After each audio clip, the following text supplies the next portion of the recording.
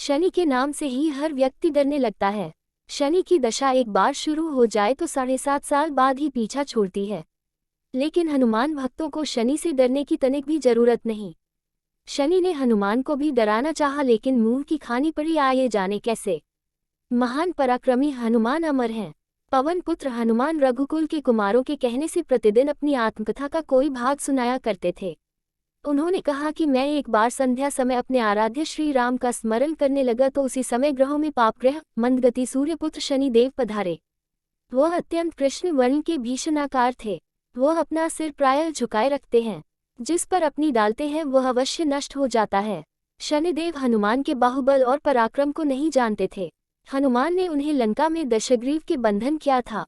वह हनुमान जी से विनयपूर्वक किंतु कर्कश स्वर में बोले, हनुमान जी, मैं आपको सावधान करने आया हूँ।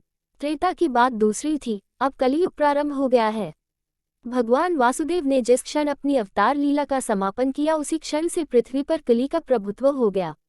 ये कलियुग है। इस युग में आपका शरीर दुर्बल और मेरा बहुत बलिष्ठ हो गया है। जोड़, अब आप पर मेरी 7.5 की दशा प्रभावी हो गई है। मैं आपके शरीर पर आ रहा हूँ। शनिदेव को इस बात का तनिक भी ज्ञान नहीं था कि रघुनाथ के चरणाश्रितों पर काल का प्रभाव नहीं होता। करुणानिधान जिनके हृदय में एक क्षण को भी आ जाते हैं, काल की कला वहां सर्वथा निष्प्रभावी हो जाती है। प्रारब्ध के विधान वहां प्रभुत्वहीन हो जाते हैं। सर्वसमर्थ पर ब्रह्म के सेवकों का नियंत्रण संचालन पोषण प्रभु ही करते हैं। उनके सेवकों की ओर दृष्टि उठाने का साहस कोई सुर असुर करे तो स्वयं अनिष्ट भाजन होता है। शनिदेव के अग्रज यमराज भी प्रभु के भक्त की ओर देखने का साहस नहीं कर पाते। हनुमान जी ने शनिदेव को समझाने का प्रयत्न किया, आप कहीं अन्यत्र जाएं। ग्रहों का प्रभाव पृथ्वी के मरणशील प्राणियों पर ही पड़ता है। मुझे अपने आराध्य का स्मरण करने दें। मेरे शरीर में श्री रघुनाथ जी के अतिरिक्त दूसरे किसी को स्थान नहीं मिल सकता। लेकिन शनिदेव को इससे संतोष नहीं मिला।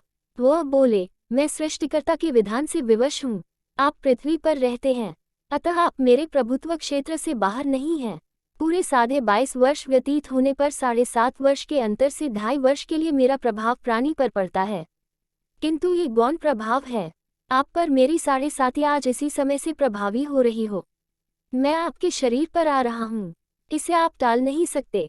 फिर हनुमान जी कहते हैं, जब आपको आना ही है तो आइए। अच्छा होता कि आप मुझ वृद्ध को छोड़। फिर शनिदेव कहते हैं, कलयुग में पृथ्वी पर देवता या उपदेवता किसी को नहीं रहना चाहिए।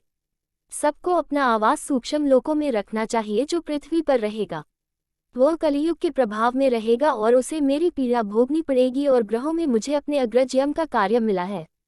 मैं मुख्य मारक ग्रह हूँ और मृत्यु के सबसे निकट वृद्ध होते हैं, अतः मैं वृद्धों को कैसे छोड़ सकता हूँ।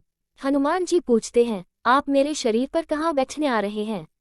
शनिदेव गर्व से कहते हैं, प्राणी के सिर पर। मैं 2.5 वर्ष प्राणी के सिर पर रहकर उसकी बुद्धि विचलित बनाए रखता हूँ।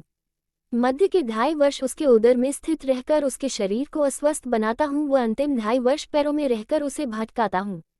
फिर शनिदेव हनुमान जी के मस्तक पर आ बैठे तो हनुमान जी के सिर पर खाज हुई। इसे मिटाने के लिए हनुमान जी ने बड़ा पर्वत उठाकर सिर पर रख लिया। शनिदेव चिल्लाते हैं, यह क्या कर रहे हैं आप। फिर हनुमान जी कहते हैं, जैसे आप सृष्टिकर्ता के विधान से विवश हैं वैसे मैं भी अपने स्वभाव से विवश हूँ। मेरे मस्तक पर खाज मिटाने की यही उपचार पद्धति है, और आप अपना कार्य करें और मैं अपना कार्य। ऐसा कहते ही हनुमान जी ने दूसरा पर्वत उठाकर सिर पर रख लिया। इस पर शनिदेव कहते हैं, आप इन्हें उतारिए, मैं संधि करने को तैयार हूँ। उनके इतना कहते ही हनुमान जी ने तीसरा पर्वत उठाकर सिर पर रख लिया तो शनिदेव चिल्ला कर कहते हैं, मैं अब आपके समीप नहीं आऊंगा। फिर भी हनुमान नहीं माने और चौथा पर्वत उठाकर सिर पर रख लिया। शनिदेव फिर चिल्लाते हैं, पवन कुमार, त्राहि माम ताहि माम, रामदूत, आंजनेयाय नमः। मैं उसको भी पीड़ित नहीं करूंगा जो आपका स्मरण करेगा। मुझे उतर जाने का अवसर दें। हनुमान जी कहते हैं, बहुत शीघ्रता की, अभी तो 5वां पर्वत शिखर बाकी है। और इतने में ही शनि मेरे पैरों में गिर गए और कहा, मैं सदैव आपको दिए वचनों को स्मरण रखूंगा। आघात के उपचार के लिए शनिदेव तेल मांगने लगे। हनुमान जी तेल कहाँ देने वाले थे, वही शनिदेव आज भी तेल